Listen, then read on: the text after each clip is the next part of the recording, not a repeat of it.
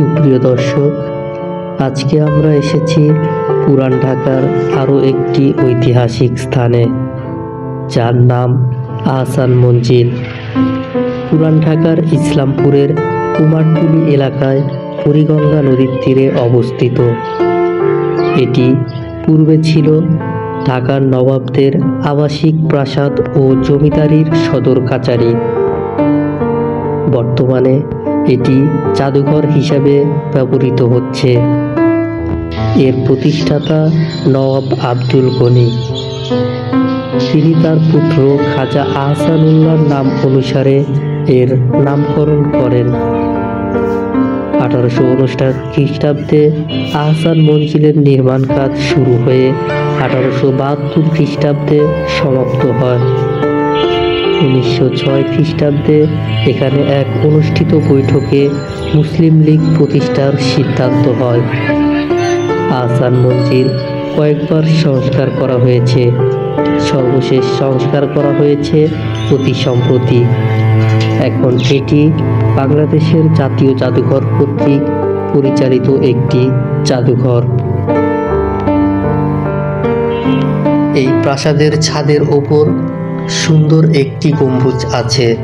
একসময় এই গম্বুজের চূড়াটি ছিল ঢাকা শহরের সর্বোচ্চ। মূল ভবনের বাইরে ত্রিতরণ বিশিষ্ট প্রবেশদ্বারও দেখতে খুবই সুন্দর।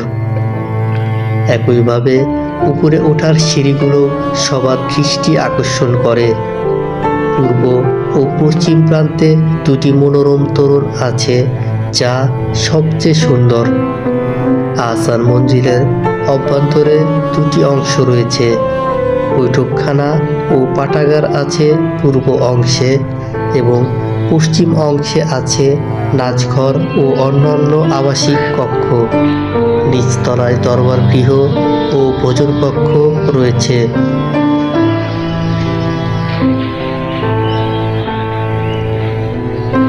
বাংলাদেশের স্বাধীনতার পর অযত্ন ও অপব্যবহারে আহসান মঞ্জিল ধ্বংসপ্রাপ্তির দ্বারপ্রান্তে পৌঁছে। এমতো অবস্থায় 1974 সালে ঢাকার নবাব পরিবারের উত্তরসূরিরা আহসান মঞ্জিল প্রাসাদ নিলামে বিক্রির পরিকল্পনা করেন।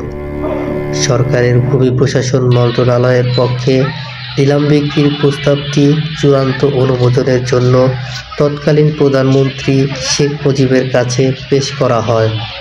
কিন্তু শেখ মুজিব আহসান মঞ্জিলের স্থাপত্য, সৌন্দর্য ও ঐতিহাসিক গুরুত্ব উপলব্ধি করে 1974 সালের 3রা নভেম্বর এটি নিলামে বিক্রির প্রস্তাব নাকচ করে দেন।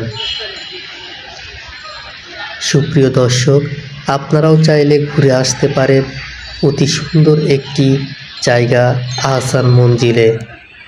এখানে প্রবেশ মূল্য 40 টাকা, টিকিটের ব্যবস্থা রয়েছে। ধন্যবাদ পাশে থাকার জন্য। আল্লাহ হাফেজ।